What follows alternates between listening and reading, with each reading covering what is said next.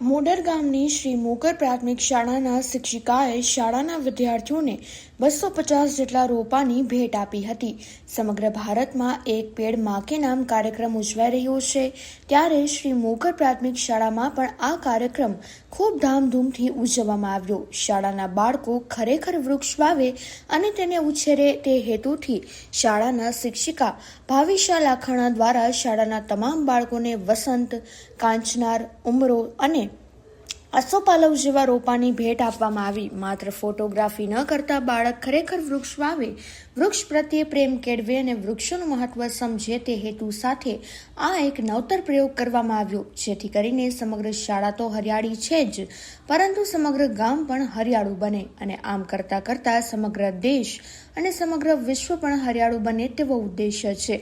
શ્રી મોગર પ્રાથમિક શાળા આ કાર્યક્રમને 2021માં જ સિદ્ધ કરી ચૂકી છે। શાળામાં 100 જેટલા વૃક્ષો અને 500 જેટલા છોડ ખૂબ લહેરાતા જોવા મળે છે, જેમાં એક રંગબેરંગી ફૂલવાડી પણ છે, જેમાં 50 પ્રકારના વૃક્ષો મહેકતા જોવા મળે છે। શાળામાં એક નાનકડો ચબૂતરો પણ છે, જેમાં વિવિધ પક્ષીઓ નિયમિત ચણચણવા આવી શાળાને પોતાના કલરવથી ગુંજતી કરે છે।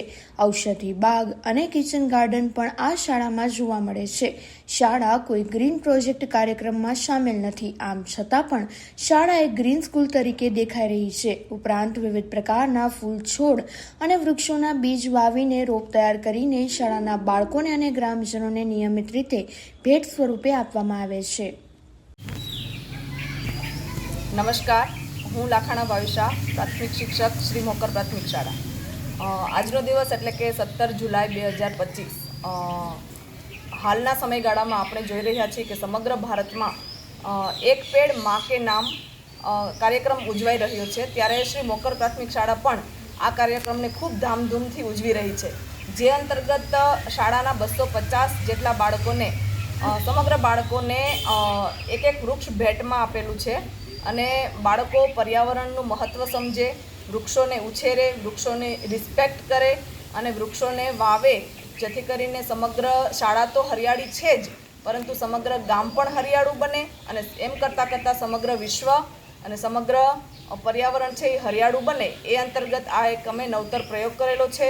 આજે એક પેડ માં કે નામ કાર્યક્રમ ઉજવાઈ રહ્યો છે, ત્યારે અમે પણ અમારી શાળામાં આ કાર્યક્રમને ખૂબ ધામધૂમથી ઉજવી રહ્યા છે। બાળકોને અને વાલીઓને અને સમગ્ર જનતાને હું એક વિનંતી કરું છું કે વૃક્ષો વાવો, વૃક્ષોને ઉછેરો, વૃક્ષોનું જતન કરો, જેથી કરીને આપણું સ્વાસ્થ્ય પણ સારું રહે અને આપણું પર્યાવરણ પણ હરિયાળું રહે।